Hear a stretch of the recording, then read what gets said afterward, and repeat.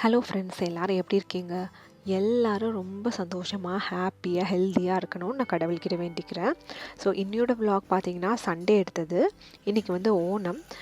ஓணம் வந்து ஹாலிடே அன்றைக்கி தான் வந்திருக்கு. ஆனால் வந்து இங்கே பசங்களுக்கு வந்து இன்றைக்கி பேட்மிண்டன் டோர்னமெண்ட் இருந்துச்சு. ஸோ அதனால் ஹஸ்பண்ட் வந்து அவங்கள கூட்டிகிட்டு போயிருந்தாங்க. ஸோ நான் மட்டும் தான் வீட்டில் இருந்தேன்.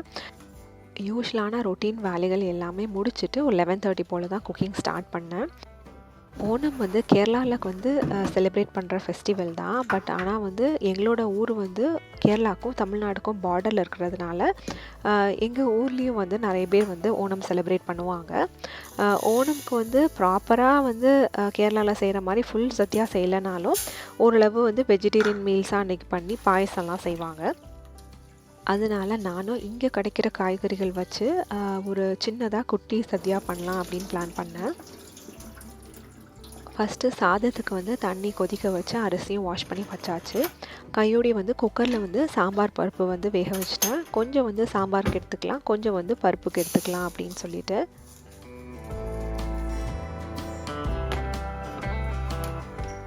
பருப்பு வேக வைக்கும் போதே அது கூடவே மஞ்சள் தூளும் பெருங்காயத்தூளும் சேர்த்துக்கிட்டேன்.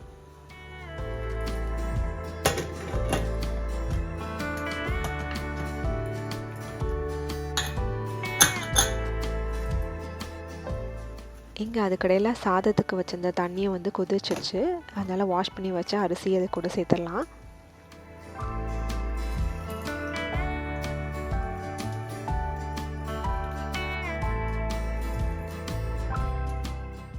எப்போவுமே வந்து சாதம் வேக வைக்கும்போது பொங்காமல் இருக்கிறதுக்கு இந்த மாதிரி ஒரு கரண்டி வச்சு வச்சிங்கன்னா வந்து வெளியில் பொங்கி வந்து வராது.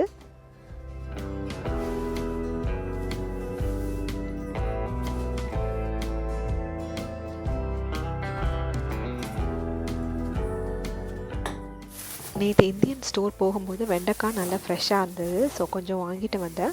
ஸோ அதை வச்சு இன்றைக்கி பொரியல் பண்ணிடலாம் அப்படின்னு பிளான் பண்ணியிருக்கேன்.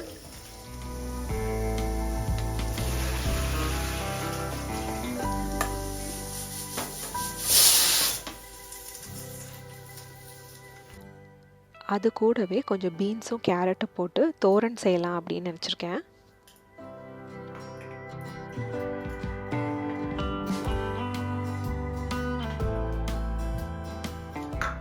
அப்படியே வந்து குக்கரில் ஒரு கப் அளவுக்கு பாசிப்பருப்பு வேக வச்சுட்டேன். இன்றைக்கி வந்து பாசிப்பருப்பு பாயசமும் பாலாடை பாயசம் தான் செய்யலாம் அப்படின்னு பிளான் பண்ணியிருக்கேன். பாசிப்பருப்பும் நல்லா வாஷ் பண்ணி தண்ணி ஊற்றி குக்கரில் வேக வச்சாச்சு.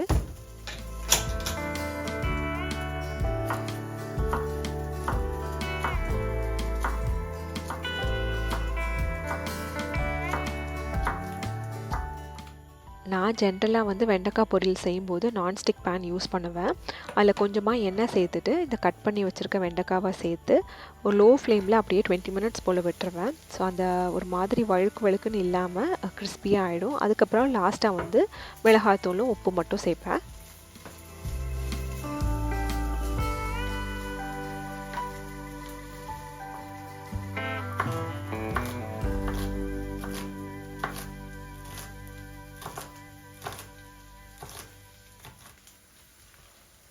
இன்னொரு அடுப்பில் வந்து பீன்ஸ் கேரட் தோரனுக்கு பொடியாக நறுக்கின பீன்ஸையும் கேரட்டையும் சேர்த்து லைட்டாக தண்ணி தெளித்து உப்பும் சேர்த்து மூடி வச்சு நம்ம வேக வைக்க போகிறோம்.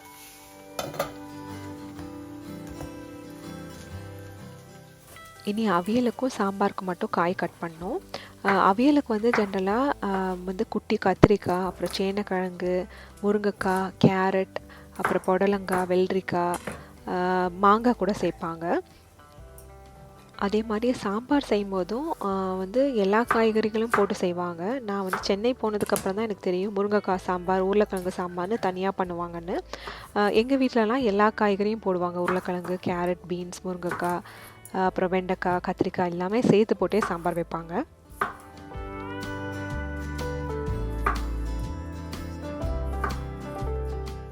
காய் கட் பண்ணி வச்சாச்சு. இனி பீன்ஸ் கேரட் தோரனுக்கு மட்டும் கொஞ்சமாக தேங்காயில் சின்ன பல் பூண்டு, அப்புறம் கொஞ்சமாக ஜீரகம், மஞ்சள் தூள், மிளகாய் தூள் இதெல்லாம் சேர்த்து லைட்டாக கொரகொரன்னு வந்து அரைச்சிக்கணும்.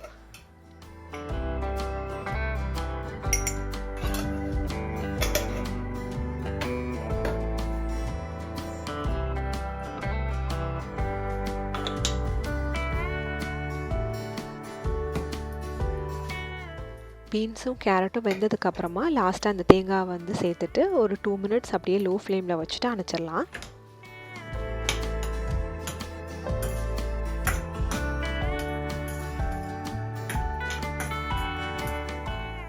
வெண்டைக்காவும் இங்கே வெந்துருச்சு. லைட்டாக மிளகாய் தூளும் உப்பு மட்டும் சேர்க்கணும்.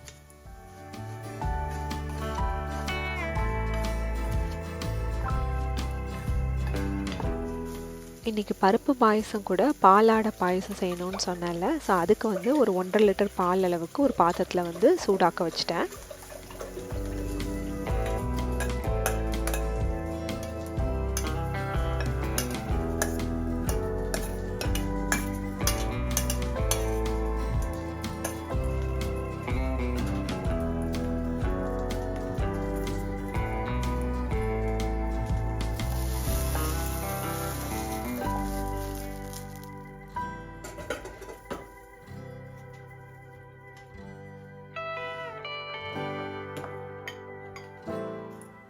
பருப்பு பாயசத்துக்கு வெல்லம் உருக்கணும். அதுக்கு வந்து வெல்லத்தில் கொஞ்சமாக தண்ணி சேர்த்து உருக்க வச்சுட்டேன். இது ஊர்லேருந்து வாங்கிட்டு வந்த வெல்லம் தான். ஊர்லனா வந்து இதை லைட்டாக தட்டிட்டு அதுக்கப்புறம் உருக்க வைப்போம். அப்போ சீக்கிரமாக உருகிரும். இங்கெல்லாம் வந்து ஜெர்மனிக்கு வந்தவங்களுக்கு தெரிஞ்சிருக்கும். நம்ம வந்து சண்டே அப்புறம் அன்டைம்லலாம் இங்கே வந்து சத்தம் பண்ணக்கூடாது. மிக்ஸி அதுக்கப்புறம் வேக்யூம் கிளீனர் கூட வந்து அன்டைமில் போட முடியாது. ஸோ அதனால் இன்றைக்கி சண்டேனால எதுக்கு ரிஸ்க் எடுக்கணும்னு சொல்லிட்டு நான் அப்படியே வந்து உருக்கிறதுக்கு வெல்லத்தை ஃபுல்லாகவே வச்சுட்டேன். அப்படியே அவியலுக்கும் காயெல்லாம் வேக வச்சாச்சு. அதுக்கு தேங்காய் மட்டும் அரைக்கணும். அதுக்கு வந்து தேங்காய் கூட சின்ன வெங்காயம், பச்சை மிளகு, அப்புறம் வந்து கொஞ்சம் ஜீரகமும் ஒரு பல் பூண்டும் சேர்த்து லைட்டாக கொரகொரன்னு அரைச்சிக்கணும். எங்கள் ஊர் சைட்லலாம் அவியலுக்கு வந்து நிறையவே வந்து தேங்காய் வச்சு அரைப்பாங்க. இந்த ஈஸ்டர்ன் பாலாடை மிக்ஸ் தான் வந்து இந்த வாட்டி ட்ரை பண்ண போகிறேன். நான் ஊருக்கு போயிருந்தபோது இது வாங்கிட்டு வந்திருந்தேன். இது வரைக்கும் நான் இன்ஸ்டன்ட் அந்த மாதிரி பாயசம் மிக்ஸ் ட்ரை பண்ணதில்லை. இதான் நான் ஃபஸ்ட் டைம் ட்ரை பண்ணுறேன். இதில் போட்ட அதே இன்ஸ்ட்ரக்ஷன்ஸ் படி தான் நான் வந்து செஞ்சேன். ஸோ 1.5 லிட்டர் பால் நல்லா கொதிச்சதுக்கப்புறம் வந்து இதை வந்து போடணும்னு போட்டிருந்தது. இந்த பாக்கெட்லேயே வந்து சுகர் அப்புறம் கேஷ்நட் எல்லாமே இருந்துச்சு. அவியலுக்கு வச்சுருக்க காய்கறிகள் வந்து ஓரளவு பாதி வந்ததுக்கப்புறமா லைட்டாக மஞ்சள் தூள், அப்புறம் கருவேப்பிலை, அப்புறம் நம்ம அரைச்சி வச்சுருந்த தேங்காய் விழுது இதை எல்லாத்தையும் சேர்த்துக்கணும். சேர்த்து வந்து சமப்படுத்தி விட்டுறணும். இது வந்து என்னோடய அத்தை பண்ணுற ரெசிபி. ஸோ அவங்களோட அவியல் வந்து ரொம்ப நல்லாயிருக்கும் டேஸ்ட்டாக. அவங்க இப்படி தான் செய்வாங்க. ஒரு ஹாஃப் அளவுக்கு குக் ஆனதுக்கப்புறம் இதை வந்து அதுக்கு மேலே போட்டுருவாங்க. ஸோ அந்த தேங்காயோட ஜூஸ் அப்படியே இறங்கி இன்னும் டேஸ்ட்டாக இருக்கும்னு சொல்லுவாங்க. நம்ம வேக வச்ச பருப்பில் வந்து கொஞ்சமாக வந்து வெறும் பருப்புக்கு எடுத்து வச்சிட்டேன்.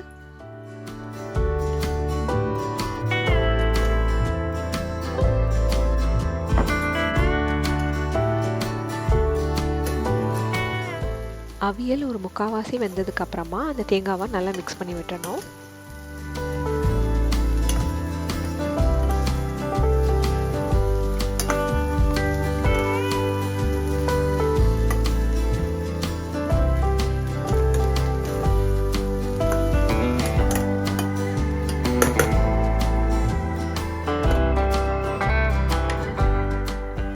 கடைசியாக இறக்குறதுக்கு முன்னாடி ஒரு ஸ்பூன் நல்லா புளிச்ச தயிர் சேர்ப்பாங்க.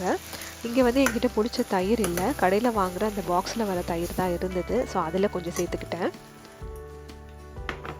தயிர் இல்லைன்னா நம்ம காய் வேக வைக்கும்போது கடைசியாக கொஞ்சம் மாங்காய் கூட கட் பண்ணி போடலாம் புளிப்புக்கு.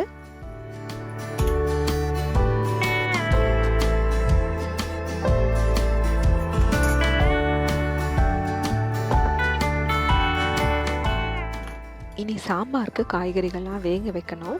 அதுக்கு வந்து முருங்கைக்காய், கேரட், உருளைக்கிழங்கு, பீன்ஸு, அப்புறம் வெங்காயம் இது எல்லாத்தையும் சேர்த்து தண்ணி விட்டு அப்புறம் ஒரு தக்காளி பழமும் சேர்த்து உப்பு சேர்த்து வேக வச்சிட்டேன்.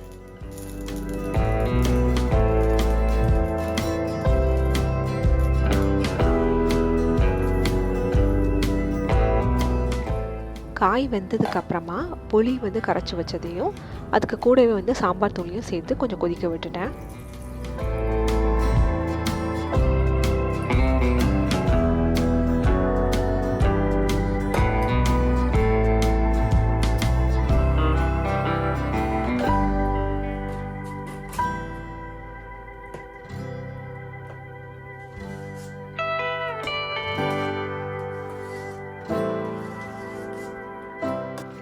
அந்த ஈஸ்டர்ன் பாலாடை மிக்ஸில் வந்து அந்த பாலாடை மிக்ஸ் வந்து சேர்த்ததுக்கு அப்புறமா ஒரு 25 மினிட்ஸ் மீடியம் ஃப்ளேமில் வச்சு வேக வச்சுக்க சொல்லியிருந்தாங்க. நான் வந்து எக்ஸ்ட்ரா ஒரு 5 மினிட்ஸ் போல் விட்டுட்டேன். நான் நினச்சேன் அது வந்து இன்னும் கொஞ்சம் பாலாக இருக்குது, கொஞ்சம் திக்காகட்டுன்னு நினச்சிட்டு ஒரு எக்ஸ்ட்ரா ஒரு 5 மினிட்ஸ் விட்டுட்டேன். அப்புறமா ஆஃப் பண்ணதுக்கப்புறம் பார்த்தா ரொம்ப திக்காகிடுச்சு. ஸோ கரெக்டாக அந்த இன்ஸ்ட்ரக்ஷன்ஸ் படி ஃபாலோ பண்ணால் நல்லாயிருக்கும்னு நினைக்கிறேன். ஸோ நீங்கள் யாராச்சும் வந்து அந்த பாலாடை மிக்ஸ் ட்ரை பண்ணுறீங்கன்னா அதே இன்ஸ்ட்ரக்ஷன்ஸில் ட்ரை பண்ணி பாருங்கள். அப்படியே வந்து பாசிப்பருப்பு பாயசத்துக்கு வந்து வேக வச்ச பருப்பில் வந்து சர்க்கரையை சேர்த்து கொஞ்சம் கொதிக்க விட்டாச்சு. இங்கே வந்து காய்கறிகள் சாம்பாருக்கு வெந்துருச்சு, அதையும் வந்து வேக வச்ச பருப்பில் சேர்த்தாச்சு. இனி கொஞ்சம் கொதிக்க வைக்கணும். பாசிப்பருப்பு நல்லா அந்த வெள்ளத்தில் கொதிச்சதுக்கு அப்புறமா கடைசியாக தேங்காய் பால் சேர்க்கணும். நான் வந்து இன்றைக்கி டின் தேங்காய் பால் தான் சேர்த்தேன். நம்ம ஃப்ரெஷ் தேங்காய் வச்சு யூஸ் பண்ணோன்னா அதில் வந்து ஃபஸ்ட்டு தேங்காய் பால், ரெண்டாம் தேங்காய் பால்னு எடுத்து வச்சுக்கணும்.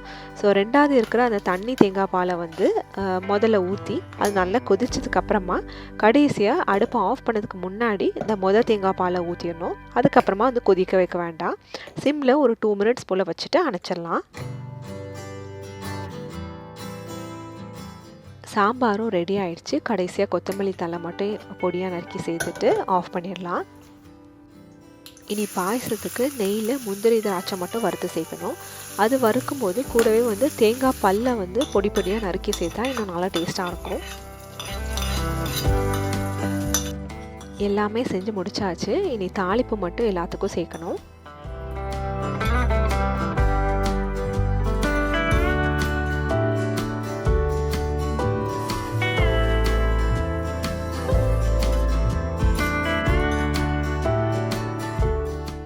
கடைசியாக அப்பளமும் பொரிச்சாச்சு, எல்லாம் ரெடி பண்ணியாச்சு. இனி வந்து பசங்க வந்ததுக்கப்புறம் சாப்பிட வேண்டியதான்.